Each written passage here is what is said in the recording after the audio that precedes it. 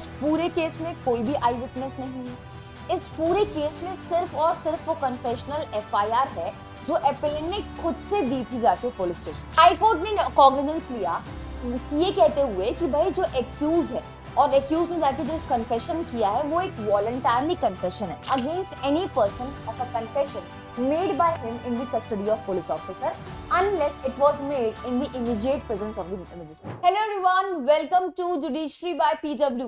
I am Shumi Shrivastava और आज के इस पर्टिकुलर सेशन में हम कंटिन्यू करेंगे अपनी लैंडमार्क जजमेंट की ये सीरीज जहां पे हम इंडियन एविडेंस एक्ट का लैंडमार्क जजमेंट डिस्कस करने वाले हैं।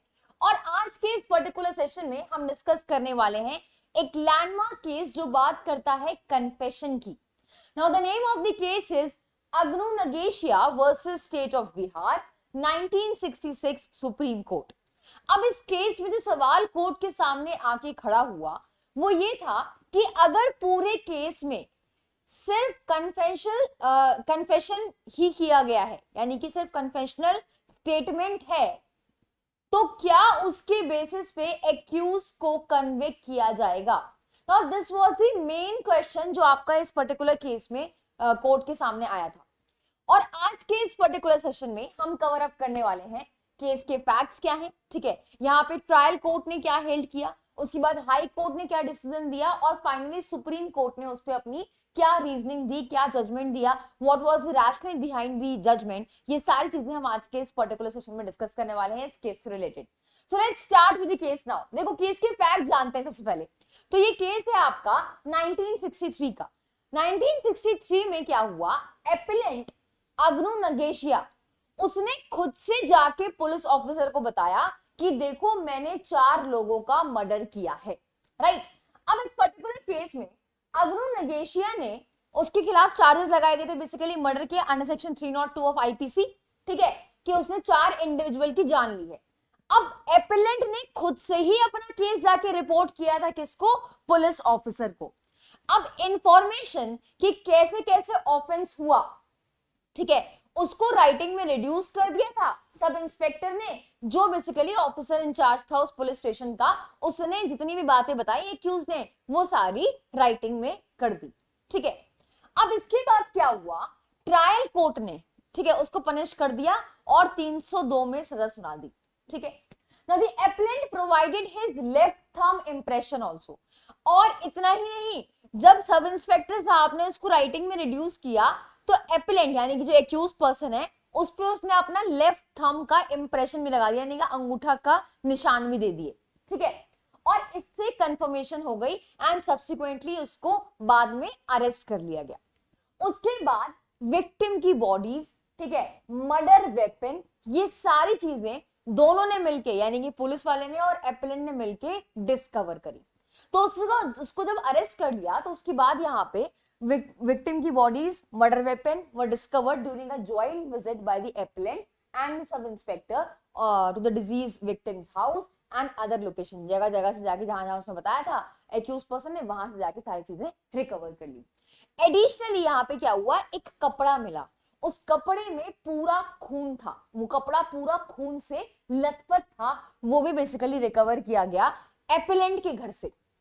उसके घर पे वो खून से लथपथ हुआ कपड़ा भी रिकवर हुआ एपिलेंट के घर से, right.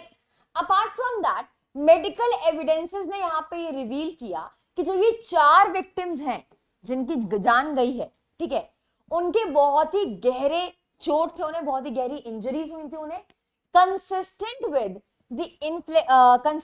Being inflicted by a sharp cutting weapon.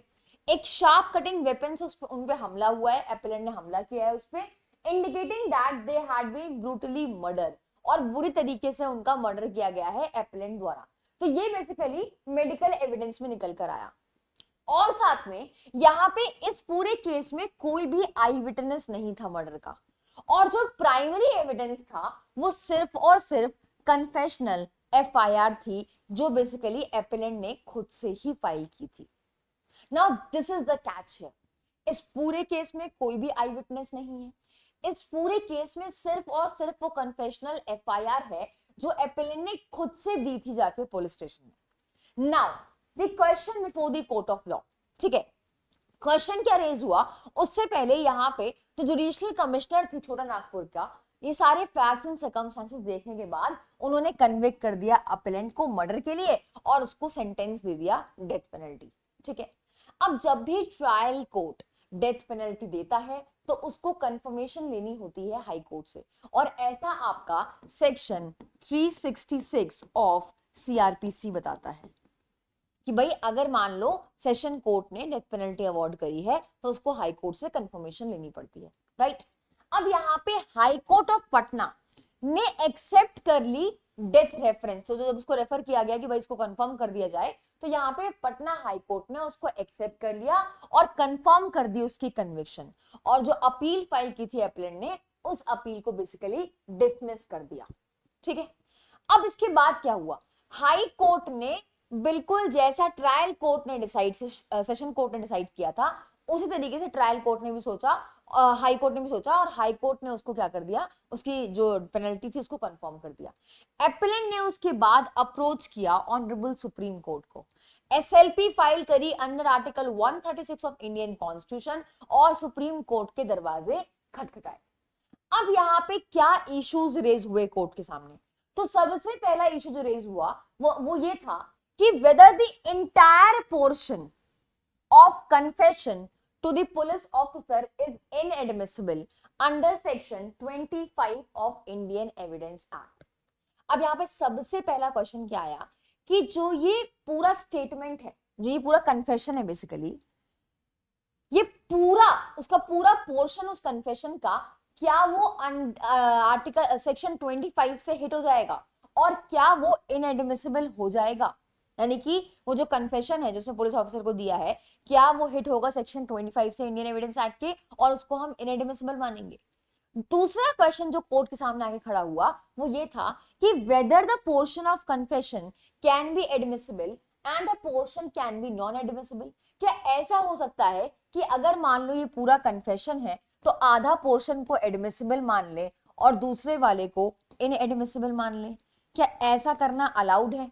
ठीक है, और तीसरा क्वेश्चन यहाँ पे ये हुआ, हाउ कैन द एक्सेप्शन जो आपका सेक्शन 27 में दे रखा है, जो बात करता है डिस्कवरी स्टेटमेंट की, उसके रिस्पेक्ट में यहाँ पे क्वेश्चन रेज किया before the honourable supreme court, that how can the exception given under section 27 of Indian evidence act related to confession be treated, उसको कैसे हम ट्रीट करेंगे under section 27 of Indian evidence act. अब ये तीन सवाल supreme court के सामने खड़े हुए। अब एक बार देख लेते हैं कि हाई कोर्ट ने क्या जजमेंट दिया। तो हाई कोर्ट ने बेसिकली यहाँ पे एक्यूज को कन्विक्ट कर दिया था ट्रायल कोर्ट ने, ठीक है, और उसने अपील की थी honourable high court of Patna के सामने, राइट।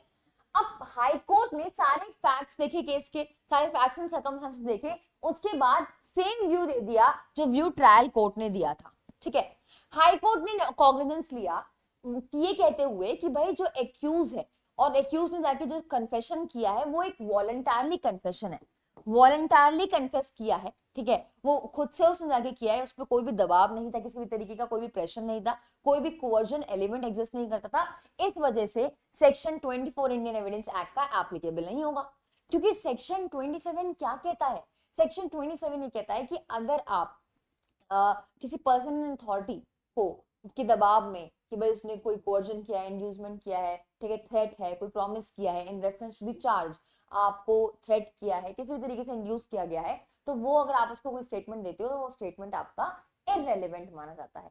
ऐसा सेक्शन 24 में दे रखा है। अच्छा, एक इंपॉर्टेंट बात बताती हूँ, सेक्शन 5 से लेके 55 बात करता है रेलिवेंसी की, रेलिवेंसी की, राइट। और हम यहाँ पे ही जानते हैं कि कौन सा फैक्ट रेलिवेंट माना जाएगा। हमें पता है सेक्शन 5 से 55 में देखेंगे वो फैक्ट उसमें फॉल करेगा तो वो फैक्ट आपका रेलेवेंट फैक्ट होगा। लेकिन सेक्शन 24 इंडियन एविडेंस एक्ट का कहता है कि ये फैक्ट आपका इररेलेवेंट होगा, यानी ये एविडेंस आपका इररेलेवेंट एविडेंस माना जाएगा, फैक्ट नहीं, ये एविडेंस आपका इररेलेवेंट माना जाएगा। तो यानी कि अगर कोई पर्सनल अथॉरिटी, मान लो कोई पुलिस ऑफिसर है, कोई दबाव बना रहा है, कोवर्जन कर रहा है या थ्रेट कर रहा है आपको, या कोई आपको प्रॉमिस दे रहा है, ठीक है, कि भाई मैं तुम्हें थोड़ी कम सजा दिला दूंगा, तुम कन्फेस कर दो, अगर ऐसा कुछ कर रहा है तो ये कन्फेशन आपका इररेलेवेंट माना जाएगा before the court of law as per section 27। तो यहाँ पे ये रीजनिंग लगाते हुए हाई कोर्ट ने कहा कि भाई वो तो खुद से ही गया था ना कन्फेस करने, और कोई भी कोअर्जन एलिमेंट यहाँ पे एग्जिस्ट नहीं करता है, इसलिए हम सेक्शन 24 यहाँ पे एप्लीकेबल नहीं होगा, इसलिए हम उसकी डेथ सेंटेंस को कंफर्म कर रहे हैं। अब हाई कोर्ट ने ये बात कह दी, और यहाँ पे हाई कोर्ट ने सेक्शन 25 को भी रेफर किया।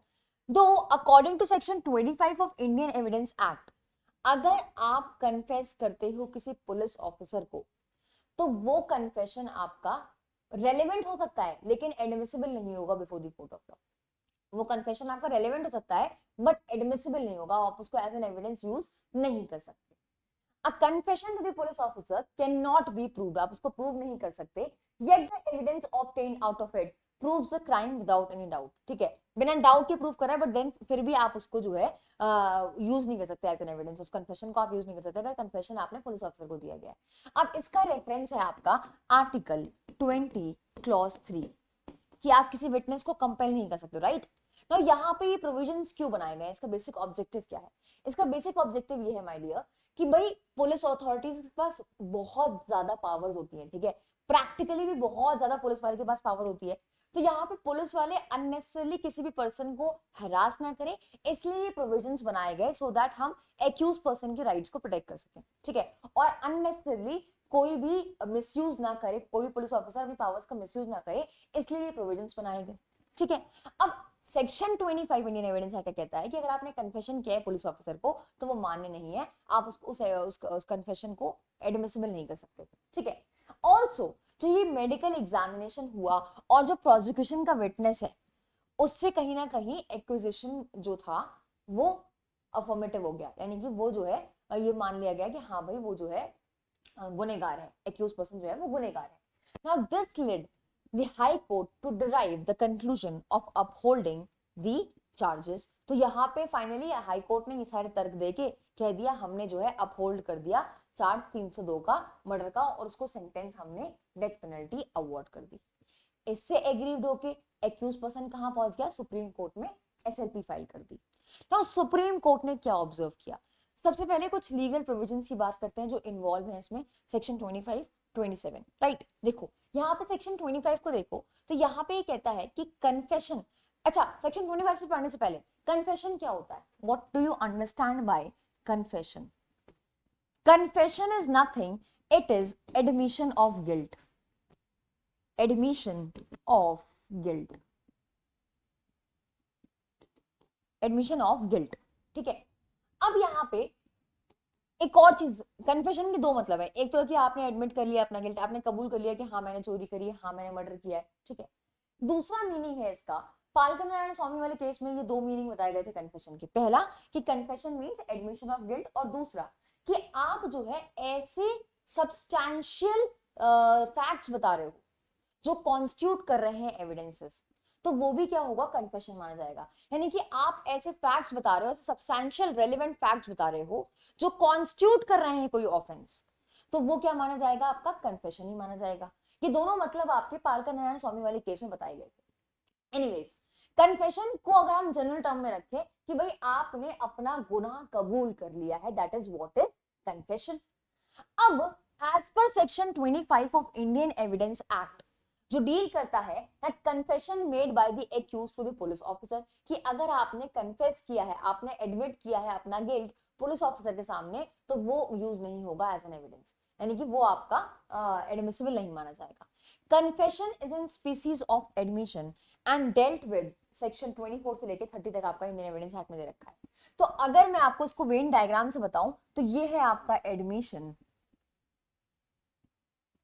और एक छोटा सा पार्ट इसका यहाँ पे ये क्या है, कन्फेशन, ये क्या है, कन्फेशन, ठीक है। It states that a confession made to police officer under any circumstances, किन्हीं भी हालातों में अगर आपने कन्फेशन किया है पुलिस ऑफिसर के सामने तो वो एडमिसिबल नहीं होगा, तो वो आपका एडमिसिबल नहीं होगा in evidence against the accused, यानी कि आप उसे as an evidence accused person के खिलाफ इस्तेमाल नहीं कर सकते हैं उस कन्फेशन को। ये क्लियर कट आपका section 25 of Indian evidence act कहता है, ठीक है। Now it covers a confession made when he was free. अब यहाँ पे वो भी टाइम कवर किया जा रहा है जब वो बिल्कुल फ्री था, यानी कि उसको भी अरेस्ट नहीं किया गया है, ठीक है। जब वो फ्री था और वो पुलिस कस्टडी में नहीं था, उस टाइम पे अगर उसने कोई स्टेटमेंट बनाया है, also a confession made before any investigation has begin, investigation शुरू नहीं हुई है उससे पहले कन्फेशन बनाया है, वो भी आपका सेक्शन 25 में ही कवर किया जाएगा। तो इन्वेस्टिगेशन अभी शुरू नहीं हुई है, आपने कुछ कन्फेस कर दिया है, या फिर अभी आप बिल्कुल फ्री हो, आपको अरेस्ट नहीं किया गया है, पुलिस कस्टडी में नहीं हो, तो वो भी आपका कवर किया जाएगा सेक्शन नंबर 25 में ही इंडियन एविडेंस एक्ट के। यानी कि वो स्टेटमेंट आपकी जो आपने कन्फेस किया है, जो आपने एडमिट किया है अपना गिल्ट, वो आपके खिलाफ यूज नहीं किया जाएगा एज एन एविडेंस। सेक्शन 26 क्या कहता है? सेक्शन 26 कहता है कि अगर आप पुलिस कस्टडी में, चाहे वो डीम्ड कस्टडी हो या फिर कंस्ट्रक्टिव कस्टडी, डीम्ड कस्टडी मतलब कि मान लो अब मैं खड़ी हूं यहाँ पे और थोड़ी दूर मेरे पास पड़ोस में पुलिस वाला खड़ा है, वो बेशक मेरी बात नहीं सुन रहा, लेकिन मैं उसकी कस्टडी में ही मानी जाऊंगी, इसको कंस्ट्रक्टिव कस्टडी कहते हैं, ठीक है। वो पास में है, वो कंस्ट्रक्टिव कस्टडी ही मानी जाएगी, राइट।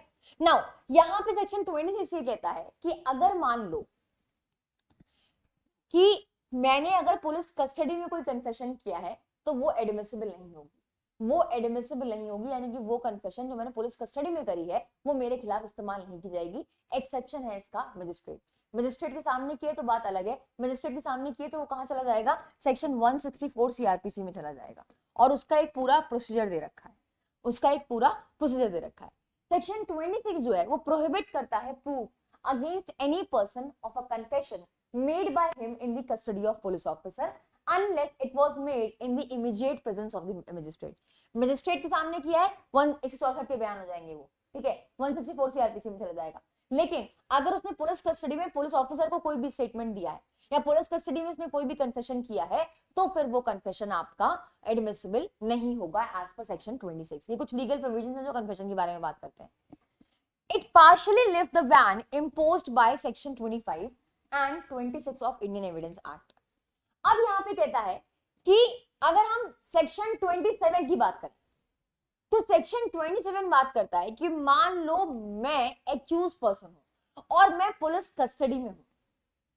अब मैंने पुलिस ऑफिसर को कोई ऐसी इंफॉर्मेशन दी जिसके बेसिस पे पुलिस ऑफिसर ने कोई फैक्ट डिस्कवर कर लिया, तो वो स्टेटमेंट आपका एडमिसिबल हो जाएगा मेरे खिलाफ।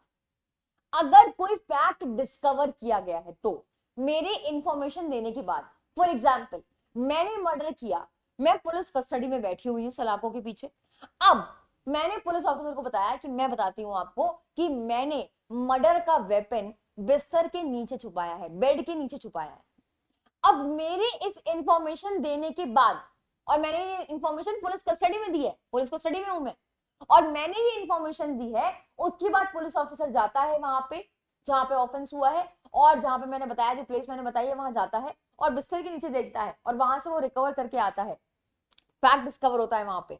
तो उस पर्टिकुलर केस में ये जो स्टेटमेंट मैंने दिया है ना, जिससे डिस्कवरी हो रही है, वो आपका रेलिवेंट होगा एज पर सेक्शन 27। अब यहाँ पे provides that a police discover any fact और evidence in consequences of the information देने के बाद, in consequence of information received from a person accused of an offence, that confessional statement may be proved before the court of law. तो फिर वो confessional statement को आप prove कर सकते हो जिससे कोई डिस्कवरी हुई हो, लेकिन वो डिस्कवरी मेरे स्टेटमेंट देने के बाद होनी चाहिए। पुलिस ऑफिसर को पहले से पता है तो फिर वो नहीं माना जाएगा, तो सेक्शन 27 में फॉलो नहीं करेगा।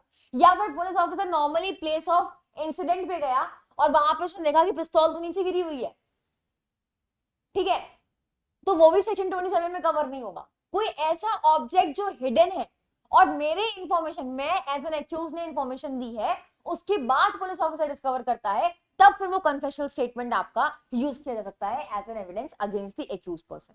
Thus, except as provided by section 27 of Indian Evidence Act, a confession by an accused to the police officer is absolutely protected under section 25 of Indian Evidence Act. Now, अगर मान लो FIR दी गई है accused द्वारा police officer को, और ऐसी FIR है जिसमें आप कन्फेस कर रहे हो कि हाँ मैंने ऐसे ऐसे मर्डर किया है, ठीक है। Now the proof of confession is prohibited by section 25.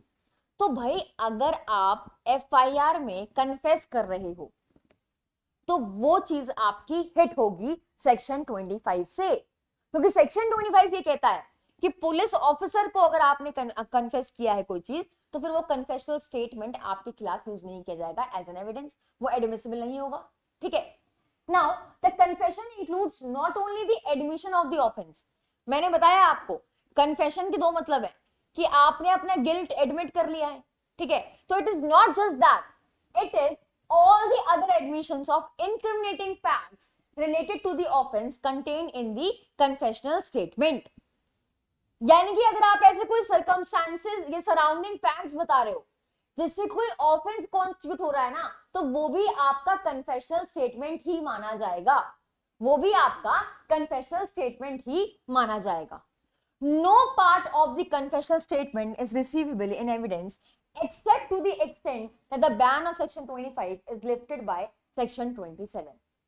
यानी कि अगर हम इसको सिंपल भाषा में समझे तो 25 कहता है कि भाई अगर आपने पुलिस ऑफिसर को कोई भी बयान दिया है, आपने उसको कोई भी कन्फेस के सामने कन्फेस किया है, आपने कबूल किया है अपनी गिल्ट, तो वो स्टेटमेंट, वो कन्फेशनल स्टेटमेंट आपके खिलाफ यूज नहीं किया जाएगा एज एन एविडेंस, 25 कहता है।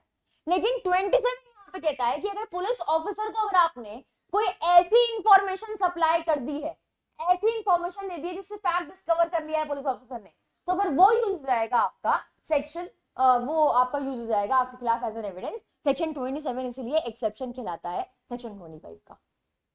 Clear? Now section 27 applies only, section 27 जो एक्सेप्शन है ये तभी अप्लाई होगा, applies only to the information received from a person accused of an offense in the custody of police officer।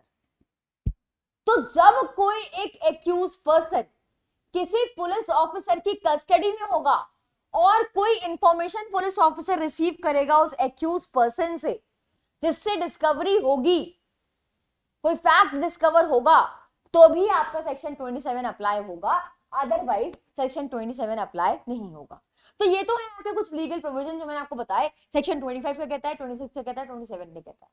अब यहाँ पे सुप्रीम कोर्ट ने क्या रीजनिंग दी अपनी, देखो सुप्रीम कोर्ट ने यहाँ पे तीनों ही इश्यूज को आंसर किया। सबसे पहले बेंच ने कॉग्निजेंस लिया इस फैक्ट का कि एक्यूज के खिलाफ चार्जेस लगाए 302 में इंडियन एविडेंस एक्ट के, जिसकी मैक्सिमम पनिशमेंट क्या है, death penalty, right. Now both the session court as well as the high court उन्होंने कंफर्म कर दिया, सेम ओपिनियन था, और उन्होंने जो है एक्यूज पर्सन को डेथ पेनल्टी सुना दी। Fair enough. अब क्या हुआ, जो प्रोसिक्यूशन का केस था बेसिकली वो सिर्फ और सिर्फ एफआईआर पे बेस्ड था, कन्फेशनल एफआईआर पे बेस्ड था पूरा केस, right, which was the result of confessional statement provided by the accused. पूरा प्रोसिक्यूशन उस एफआईआर पे ही बेस्ड था, क्योंकि इस पूरे केस में कोई आई विटनेस नहीं था, जैसे मैंने आपको बताया, ठीक है, कोई भी आई विटनेस नहीं था, सिर्फ एक एफआईआर है पूरे केस में, जो एफआईआर बेसिकली बेस वो कन्फेशनल एफआईआर है, जहां पे एक्यूज पर्सन ने खुद ही जाके पुलिस ऑफिसर को बता दिया कि मैंने ऐसे ऐसे मर्डर किया है 4 लोगों का। Now FIR contain every detail, उस एफआईआर में हर एक एक चीज लिखी हुई है, मर्डर वेपन के बारे में लिखा हुआ है, कौन सी जगह पे मर्डर हुआ है, कौन से दिन पे हुआ है, क्या टाइम था, क्या मोटिव था उसका मर्डर करने का, किस मेथड से मर्डर किया गया है, ये सारी इंफॉर्मेशन इस एफआईआर में लिखी हुई है। हर छोटी छोटी डिटेल्स बेसिकली एफआईआर में लिखवाई है एक्यूज पर्सन ने कन्फेस करके, तो कन्फेशनल एफआईआर बेसिकली दर्ज की गई है। अब टोटल यहाँ पे 4 लोग होते हैं, 4 लोगों का बेसिकली मर्डर होता है, ठीक है। यहाँ पे जो कन्फेशनल स्टेटमेंट है बेसिकली वो दिया गया है एप्लेंट द्वारा सब इंस्पेक्टर को, उस थाने, उस पुलिस स्टेशन के सब इंस्पेक्टर को बेसिकली दिया गया है ये कन्फेशन। नाउ यहाँ पे ये सारी चीजें देखने के बाद सुप्रीम कोर्ट ने कहा after the FIR was lodged, जब एफआईआर लॉन्च हो गई, the appellant along with the sub inspector, वो दोनों लोग जो हैं उन्होंने रिकवर किया था वेपन, जो वेपन मर्डर में यूज किया गया, ठीक है, वो एफआईआर रजिस्टर होने के बाद वो दोनों गए साथ में और जो है जाके उन्होंने वेपन रिकवर किया, डेड बॉडीज रिकवर करी as pointed in the confession, जैसे कन्फेशन में लिखा हुआ है उसके हिसाब से। एफआईआर लिखने के बाद जैसे उन्होंने कन्फेस किया कि हाँ मैंने यहाँ छुपाई है बॉडी, ये किया है, उस जगह पे मर्डर किया है, ये सारी चीजें उसने कन्फेस कर ली, उसके बाद एफआईआर लॉन्च करने के बाद यहाँ पे ये लोग गए और रिकवर करके आए सारी चीजें, डेड बॉडीज भी रिकवर हुई, वेपन भी रिकवर हुआ। Now once the dead body was recovered, जब एक बार डेड बॉडी रिकवर हो गई तो फिर उसका मेडिकल एग्जामिनेशन कराया गया। मेडिकल एग्जामिनेशन कंडक्ट कराया गया तो ये प्रूव हो गया कि वही वेपन से उनका मर्डर किया गया, उन चारों डिजीज का उसी वेपन से मर्डर किया गया है। ऑल्सो वो जो उसके घर से खून से लथपथ कपड़ा मिला था, उसके जो ब्लड स्ट्रेन थे वो भी मैच हो गए उन सारे मेंबर्स के साथ, उनके मेंबर्स के साथ जिनकी जान चली गई, जिनको मारा गया है, उनके साथ वो ब्लड स्ट्रेन जो है वो मैच कर गए। तो prove circumstantial part of the evidence, a prosecution witness was provided। ठीक है, सर्कमस्टेंशियल पार्ट को प्रूव करने के लिए प्रोसिक्यूशन की साइड से एक विटनेस आया था, विच प्रूव द फैक्ट कि उसने जो है एपेलेंट को देखा था फॉरेस्ट जाते हुए अर्ली मॉर्निंग, और उसने देखा था कि वो कितने बजे वापस आया। ठीक है, तो यहाँ पे प्रोसिक्यूशन विटनेस ने कहा मैंने देखा था एपेलेंट सुबह जो है फॉरेस्ट की तरफ जा रहा था एंड उसने देखा उसको वापस आते हुए भी। But it was also noted that there is no direct evidence in the case, eye witness in the case। भाई यहाँ पे इस पर्टिकुलर केस में कोई भी आई विटनेस नहीं है to the actual occurrence of the murder, कि भाई मर्डर हुआ कैसे एक्चुअली, इसके बारे में कोई कुछ नहीं बता रहा है। इस पूरे केस में सिर्फ एक कन्फेशनल एफआईआर है जो ये सारी कहानी बता रही है, right. Now the entire case hangs on the string of the confessional statement provided by the accused person, और you can say the appellant itself. Apart from that, there is no conclusive proof। इसके अलावा कोई भी इस case में ऐसा evidence नहीं है जो ये कंक्लूसिवली प्रूव कर दे कि हाँ भाई एक्यूज पर्सन ने ही मर्डर किया है। Now there comes a question, अब यहां पे एक सवाल आता है कि whether a part of the confession can be used to prove certain facts. एक कन्फेशन का सिर्फ एक पार्ट कुछ फैक्ट्स को प्रूव करने के लिए आप यूज कर सकते हैं क्या? क्या एक सर्टेन पोर्शन आप ओमिट कर सकते हो कि भाई ये कन्फेशन है, एक्यूज पर्सन ने किया है, ये वाला पार्ट हमारे लिए इंपॉर्टेंट है, सर्टेन फैक्ट्स को प्रूव करने के लिए सिर्फ ये वाला फैक्ट, ये वाला पार्ट हमें कन्फेशन का चाहिए, तो क्या आप इसको यूज कर सकते हो? अब इंडियन एविडेंस एक्ट कहता है confession is an admission of your guilt, right. So unless it's nature of admissibility is prohibited by law, it can considered as an evidence। जब तक उसकी एडमिसिबिलिटी प्रोहिबिटेड है लॉ द्वारा, it is considered as an evidence. Confession वैसे आप देखो confession relevant है, admissible कब होगा?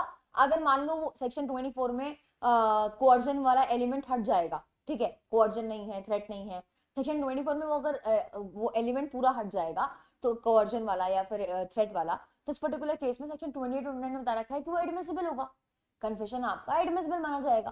तो यहाँ पे ये कहता है, कोर्ट यहाँ पे कहता है कि सेक्शन 25, 26 और 27 deals with the admissibility of your confession, ठीक है। Under Indian evidence act also according to the referred president, यहाँ पे एक पुराने केस को रेफर किया था, that is Faddi versus state of Madhya Pradesh, a statement can be proved only if it is not a confession. यहाँ पे इस पर्टिकुलर केस में कहा कि स्टेटमेंट को आप तभी प्रूव कर सकते हो जब वो एक कन्फेशन नहीं है। The court is of the opinion, court ने यहाँ पे कहा, कोर्ट अपना ओपिनियन बताया कि जब भी कन्फेशन की बात होगी ना माय डियर, तो आपको कन्फेशन को एज अ होल ट्रीट करना होगा, एज अ होल ट्रीट करना होगा। आप उसका एक पोर्शन यूज और एक पोर्शन ओमिट नहीं कर सकते, राइट। तो यहाँ पे सुप्रीम कोर्ट ने कहा कि आपको उसको एज अ होल एंटिटी मानना होगा, उस कन्फेशन को आप उसको पार्ट में यूज नहीं कर सकते। It can not B staggered into multiple parts, यानी कि कन्फेशन को आपने मल्टीपल पार्ट्स में डिवाइड कर लिया, ऐसा आप नहीं कर सकते।